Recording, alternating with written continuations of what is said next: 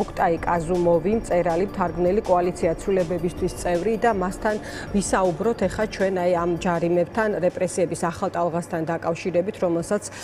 მიმართავს ხელისუფლება, ასეთია სწორედ აი ყველა მათგანი შეფასება. ოქტაი, მოგესალმებით, მადლობა თქვენი დროისთვის. აი სულ ცოტა ხნის წინ გავრცელდა შინაგან საქმეთა სამინისტროს განცხადება, სადაც წერია, რომ საჯარიმო ქვითრები გამოქვეყნდა ავტომატურად ვიდეო ჯარიმის პრინციპით, რის გამოც მოქალაქეებს მიუვიდათ მოკლე ტექსტური შეტყობინება, რომელშიც წერია, რომ საჯარიმო ქვითარი შედგენილიაო სატრანსპორტო საშუალებაზე და ტექნიკური ხარვეზის აღმოსაფხრელად მუშაობს შესაბამისი სამსახური. აი თქვენი შემთხვევა რაში მდგომარეობს კონკრეტულად რო უთხრათ საზოგადოებას და აი რა დასკვნა გამოიტანეთ ამ განცხადებიდან გამომდინარე?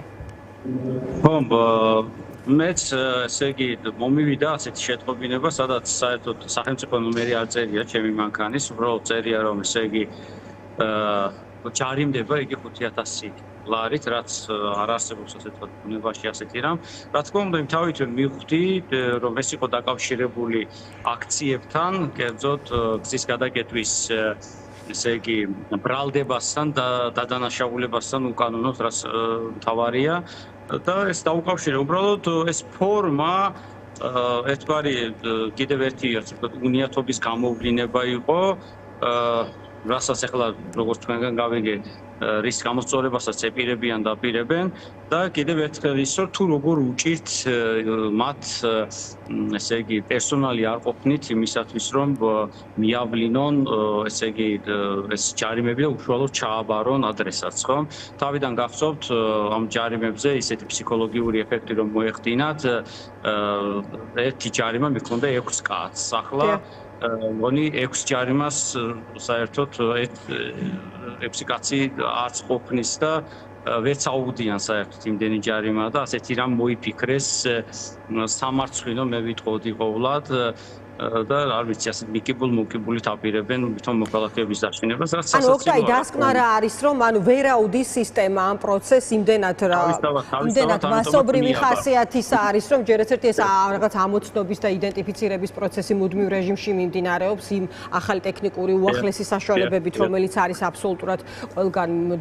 დამონტაჟებული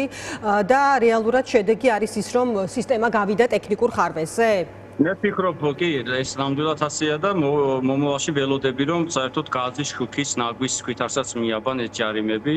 იმიტომ რომ მათ ფანტაზიას როგორც აღმოჩნდა საზღვარი არ აქვს ამ თვალსაზრისით, რაც რა თქმა უნდა არავინ არაფერს არ უშინდება,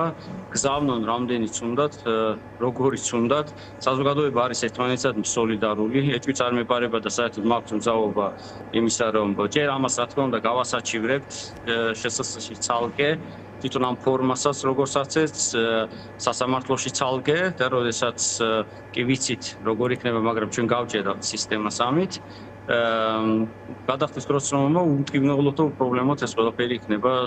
გადახდილი, იმიტომ რომ საზოგადოება არის ერთმანეთის სოლიდარული. ჩვენ ერთმანეთს ვეხმარებით, დააყადაღეს ფონდები, მაგრამ ეს მაინც არ გვაშინებს უფრო დიდი ფონდი მიიღეს, რომლის კონტროლიც არ შეუძლიათ. ეს არის მოქალაქეების ურთიერთსოლიდარულობა. აი მოგცემთ ისევ აი შეჯამების შესაძლებლობას იმ შეფასების გათვალისწინებით, მათ შორის რომელიც ჰქონდა მეხუთე პრეზიდენტს, რომ ეს არის აბსურდული მდგომარეობა, რასაც მათ შორის აჩვენებს ის განცხადება, რომელსაც ავრცელებს უწყება ტექნიკურ ხარვეზთან დაკავშირებით. ამათი ტექნიკური ხარვეზები არ დაილია, კომიკურ ვითარებაში არიან და სადღაც დისტოპიურ რომანში,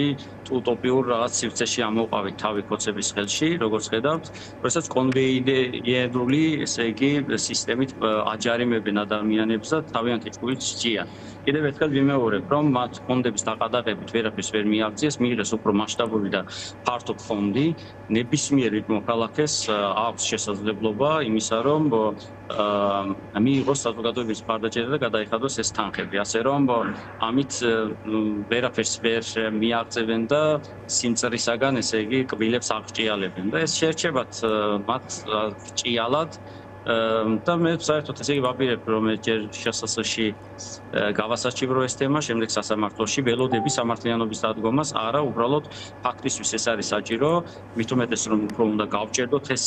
სისტემა კიდევ და პლუს ამას აუცილებლად მინდა მოსამართლემ ესე იგი დამაჯარიმოს დატოვოს ძალაში ასე ვთქვათ ეს გადაწყვეტილება იმისათვის რომ შემდეგ ფოცები როცა წავლენ იმ მოსამართლეს მოუწევს საკუთარი ჯიბიდან ხელფასიდან ქონებიდან გადაიხადოს ეს ჯარიმა დამიბრუნოს უпростоრად მე და არა მხოლოდ მე მთლიანად საზოგადოებას ვისაც კი აჯარიმებინა პერსონალურად მინდა რომ სახელმწიფომ კი არ გადავამიხადოს უკან კი არ ჩამირიცხოს ეს როდესაც მოუწევს არამედ პირადად მან საკუთარ თავზე იმ მოსამართლემ უნდა იღებინოს ყოველივეს და სრულ მოწმეებმა კიდევ დამატებით სხვათა შორის. ამის თქმა მინდა. დიდი მადლობა. ასე რომ ბრძოლა გრძელდება.